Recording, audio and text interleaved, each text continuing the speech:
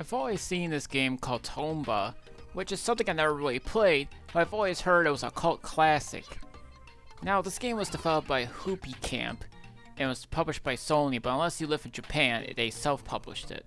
The company Hoopy Camp was actually founded by Tokuro Fujiwara, who founded the company after making games from Capcom of Mega Man and Ghosts and Goblins.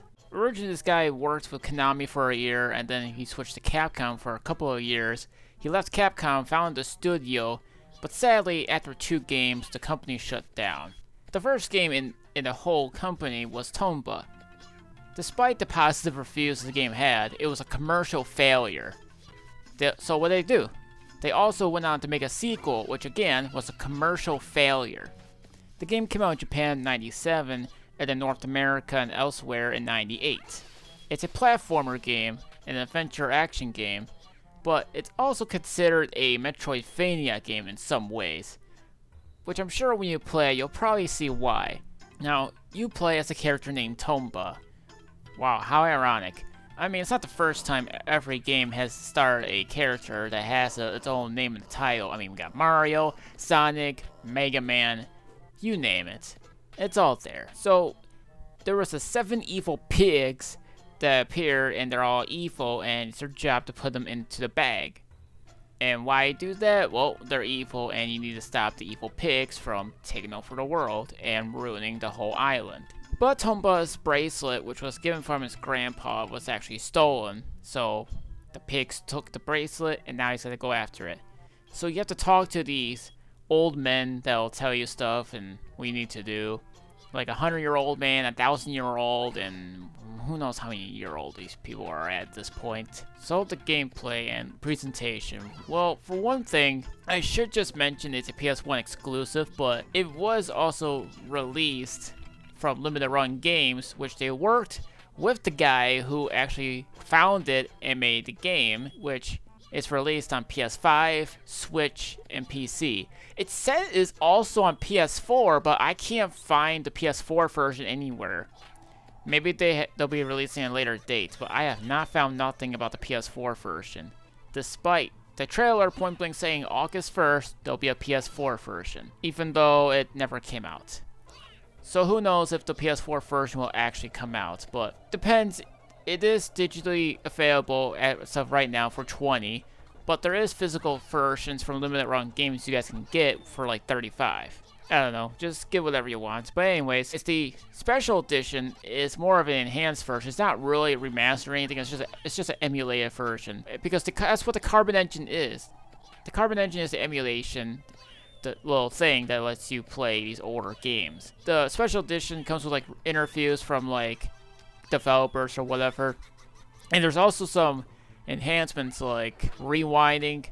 You can also save at any given point in the game, and there's CRT filters, so you can make it look like you're playing an old game, but that's pretty much all it offers. But anyways, the gameplay. You jump around, and you hit these enemies like jumping on them, and you throw them. And most of these enemies are pigs, spiders, and whatever else there is. But there's plenty of things you guys can use, and this is where the term Metroidvania comes to part, right? Now the thing is that there's these weapons you can use, which is the chain, the grapple, and it's not a grappling hook, there's no hook, so they call it grapple, which you can use it to like grapple at any given place, so you can swing. You can do it to enemies too at some location. There's also a boomerang. There's also an upgrade version of the boomerang. And there's also plenty of missions. There's like 130 main and side missions for you guys to do. And there's a whole lot of content this game has. I played the game for 6 hours and then beaten this. Yeah, because sometimes I get lost and I don't know what else I'm supposed to do. There's some missions I haven't even completed because I didn't even know where they're supposed to go. But trust me when I say this, there's also these pants you guys can grab. You can use them in terms of like if you want to boost your dashing, yes, or sprinting in the game, or maybe you want to jump better, or anything else like that.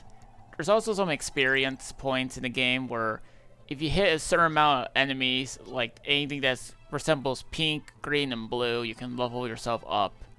Why do you level yourself up? Well, there's these crystal thingies. I can't really say what they're used for, but they're supposed to be useful for something. I'll let you guys look into that. But Anyways, there's plenty of places you guys can explore. Maybe talk to some people. They'll tell you what you need to do. And that's pretty much it. There's sometimes going to be certain items that you need to grab in order to complete these objectives. This game is alright too, but I have one problem. One big problem. I can't even like grab onto these little pole things where you have to swing yourself.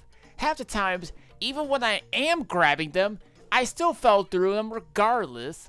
So it's just a matter if the game only does it when it feels like it.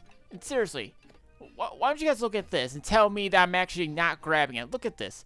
I'm grabbing the thing, but I fell through it. And half the times I'm top of the thing, I should have already been grabbing it, but no. I just fall off regardless. Thank goodness for the rewind. There's some health you guys can recharge yourself with, and there's also some lives you can get. But admittedly, getting lives in this game is pretty easy, and there's also this score thingy. You're gonna need that if you want to do some other stuff. What I mean by that is that the AP things are score. There's these AP boxes or rings or whatever, and they have like certain items in there. They're pretty hard to find at some cases, but at the same time, they do become very rewarding if you guys know where to look for some. Now, I will just say this too. Graphics don't look too bad. They're more like sprites, but they have their own 3D element. Meaning, you can go jump one background to another, or you can like transition to another part of the background too. There's also these fast travel thingies. They're just your wings, or whatever. But use them wisely if you know where you want to go. Otherwise, there's no going back. But there's also these treasures that you guys need to unlock. Now, they all depend on whichever key you have. Sometimes it comes with an item you need that is necessary to complete a mission. Or maybe you will find some 1-ups. Or maybe those wings I just mentioned. Food. Or anything else that you may need. Sometimes you might find something you might actually need in order to like do something for yourself or anyone else in the game. And that's pretty much about it for that part.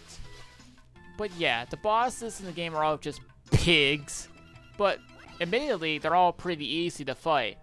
With the exception of the underwater one. It's just a pain in the butt. But that's the thing, all the bosses play around the same thing. The first time I fought it took me a while to figure out what I was supposed to do. Because you think when you hit them and you throw them down or whatever the wall, you think you gotta use the bag on them. No, you got to throw them into the bag that's already out. That is some confusing design, but whatever. Here's one other thing I should mention about this enhanced version. It also comes with the remastered version of the music. But if you guys don't want to hear a remastered version of the music, you can turn them off before you even start playing.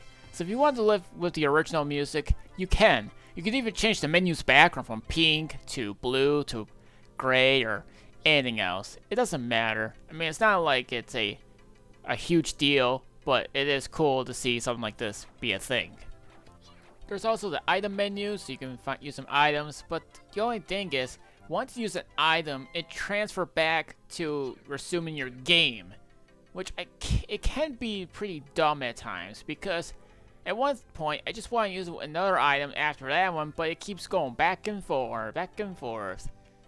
Like, wouldn't it just be fine if I use the item and then go use another item afterwards, not me resume the game?